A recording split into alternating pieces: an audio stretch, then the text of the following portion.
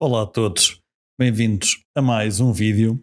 Hoje queria vos falar de uma coisa que não sei se já vos falei, se não, mas acho que é sempre importante, até porque é uma coisa que se discute muito no mundo da fotografia, portanto achei que deveria fazer. Antes de mais, quero pedir desculpa se ouvirem aqui obras, porque as pessoas resolvem fazer obras quando eu tenho vídeos para gravar.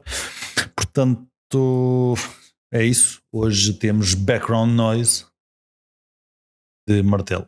Ora bem, primeiro que tudo, vou-vos mostrar aqui alguns exemplos e vou-vos dizer quando é que eu acho que vale a pena usar RAW e quando é que eu acho que vale a pena usar JPEG. Ou os dois, é indiferente. Mas assumindo que não vão escolher um e outro, ou seja, não vão escolher o RAW mais JPEG, assumindo que vão escolher um, quando é que há situações que justifica um, quando é que há situações que justifica o outro. Começando aqui pelos meus exemplos, vou-vos mostrar aqui uma foto de uma lâmpada, tirada já há algum tempo, no início deste ano, e vou-vos mostrar aqui duas fotos completamente estragadas para vocês verem a diferença de um RAW para um JPEG. Ora bem, o que é que eu fiz nestas fotografias? Primeiro que tudo, elas foram editadas exatamente igual, ou seja, tudo o que foi feito num foi feito na outra, e então assim dá para ter uma comparação melhor. Ora bem, quando pomos a foto completamente clara, ou seja, basicamente shadows o mais para a direita possível no vosso Lightroom, blacks o mais para a direita possível, highlights e whites o mais para a esquerda possível, para ir buscar o máximo de informação, certo? E depois, nesta foto, o que eu fiz ainda foi puxar a exposure toda para a direita. Porquê é que eu fiz isto? Claro que ninguém vai fazer uma coisa destas, mas eu acho que é um bom exemplo da diferença entre uma fotografia em JPEG e uma fotografia em RAW. Ora bem, na fotografia em RAW, como podem ver, ela fica mais esbranquiçada, ou seja, fica sem tanto, entre aspas, tanto detalhe. Porquê? Porque nós aqui também tentámos estragá-lo e tirar o detalhe todo possível, digamos assim. Com os mesmos settings, o JPEG não consegue ir tão longe. Ou seja, se vocês virem aqui o canto da porta, agora devem estar a ver a imagem lado a lado, o canto da porta na imagem JPEG é mais escuro. O canto da esquerda, ali daquele toldo em madeira, não é? Toldo, também é mais escuro no JPEG. Há aqui uma parte à direita do suporte que também fica mais escuro no JPEG, ou seja, tudo o que era escuro na imagem fica mais escuro no JPEG. Porquê? O JPEG não tem tanta margem de manobra e mesmo esticando a informação toda, ele não tem mais informação lá para dar.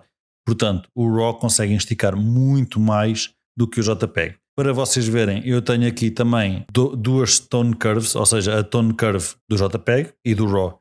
Isto antes de fazer qualquer coisa que seja a imagem, e como vocês podem ver, elas são, não vou dizer bastante, porque também não são bastante, mas são ligeiramente diferentes. A do JPEG está mais encostada à esquerda, a do RAW está mais encostada à direita e é um pouco mais larga. O que isto quer dizer? A gente tem mais informação, ou seja, temos mais informação para a esquerda e temos mais informação para a direita.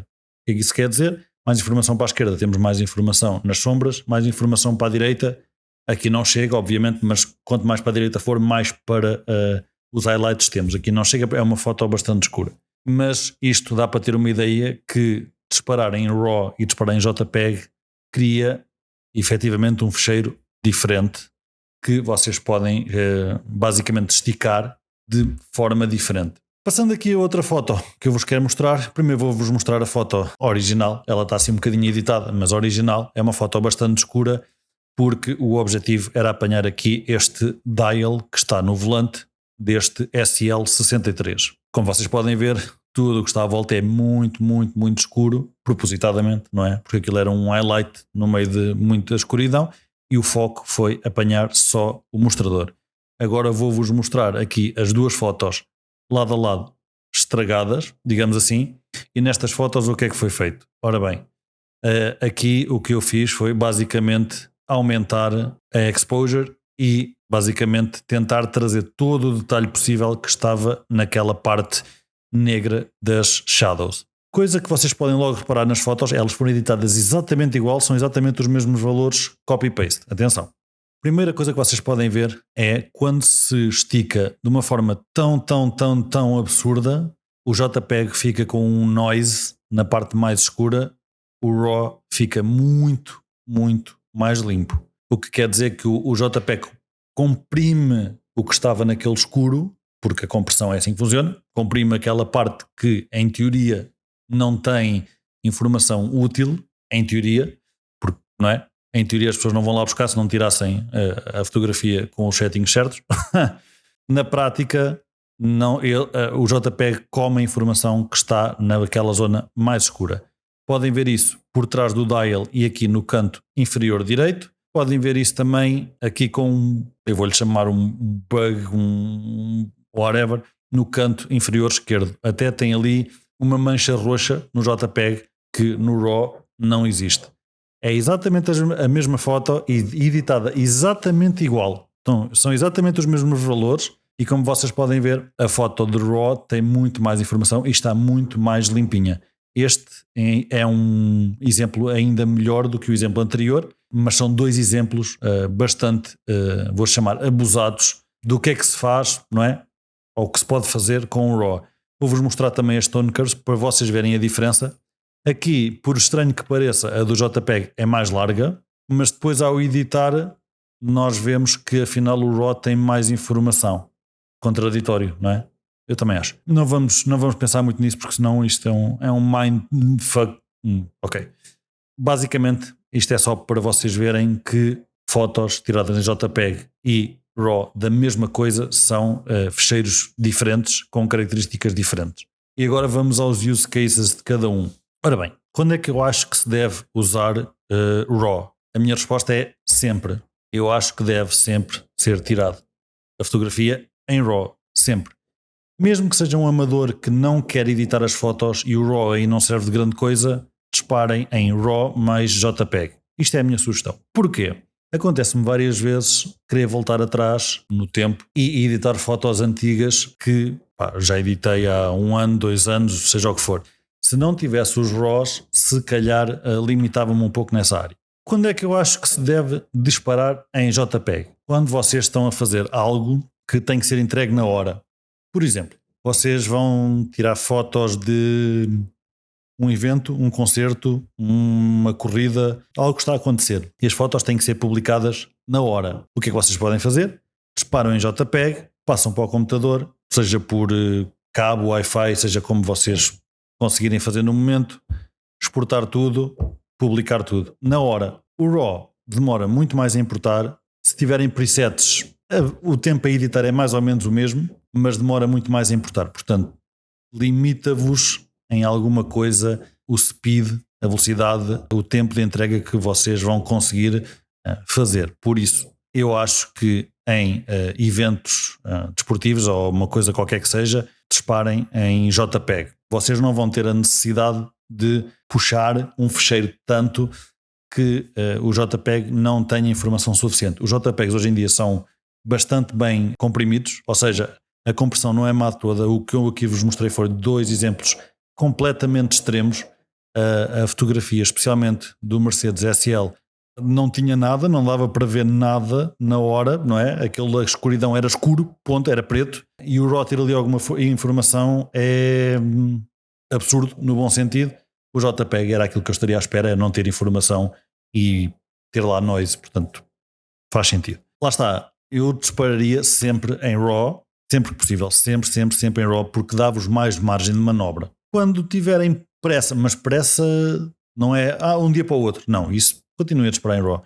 Pressa é, o evento está a acontecer e antes do evento acabar já têm que estar fotografias publicadas na net sobre esse evento. Quando tiverem esse tipo de pressa, disparem em JPEG. Podem disparar em JPEG mais RAW, mas utilizem nesse momento de trabalho os JPEGs, porque é um ficheiro mais pequeno, mais fácil ou mais rápido, digamos assim, de editar e publicar rapidamente. É a minha sugestão e pelo menos é assim que eu faço o meu workflow. Se eu não tiver essa pressa, nem que seja para o dia seguinte, eu disparo sempre em RAW e tenho sempre aquela margem de manobra um bocadinho maior que eu prefiro.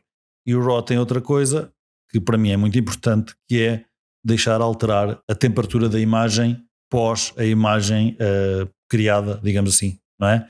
No JPEG aquilo fica, vamos imaginar que vocês têm a vossa máquina em auto, e vocês tiram uma fotografia qualquer e vocês, ei pá, ficou um bocadinho amarelo demais. Vocês conseguem puxar mais para os tons frios, para o azul, mas vão estar a perder informação. Ou seja, vão estar a editar em cima de algo que já foi comprimido e não tem mais informação do que aquela que há para dar. No RAW, isso não é o caso. Vocês alteram a temperatura e toda a informação continua lá e é utilizada para passar a imagem para tons mais frios. Portanto, isso é uma grande vantagem, é uma coisa que eu gosto bastante de fazer, e especialmente em fotografia de produto é muito, muito, muito importante, porque quando vocês usam color checker ou algo similar para ter cores reais, não é? Usam aqueles cartõezinhos com as cores, depois tem um plugin, blá blá blá, etc, etc. Deve haver para aí um vídeo, procurem. E isso é muito importante que seja RAW, que é para poder depois acertar as cores com o color checker. Tudo o resto, disparem RAW, quando houver pressa, disparem JPEG. Não acho que um seja melhor que o outro, acho que cada um tem as suas vantagens. O RAW é maior, mais pesado, mas mais informação. O JPEG é mais pequeno, mais leve, menos informação. Um demora mais a editar, ou pelo menos a trabalhar. O outro demora menos. Cada um tem os seus use cases, portanto, escolham aquele que vos seja mais útil no momento ou para o trabalho que estão a executar. E é essa a minha sugestão. Já puderam ver aqui algumas limitações do JPEG. Não sou do contra. JPEG acho que tem as suas utilidades. Também não sou a favor. Portanto, acho que é uma escolha pessoal. Portanto, escolham aquele que vocês acharem melhor. Cada um sabe de si e Deus sabe de todos. Amém. Não se esqueçam de visitar pedrotomás.pt. Está lá as minhas fotos mais anotas, não estão lá todas, ia dizer todas, não, as mais anotas, assim, as mais catites. E pronto, não se esqueçam de deixar um like, um subscribe, um comentário. E como estamos quase na altura do Natal, muitas prendinhas fotográficas para todos, é o que eu desejo. Muitas lentes, muitos corpos novos e tal. Corpos, entenda-se, de máquinas fotográficas. E é isso que eu desejo. Até à próxima. E adeus.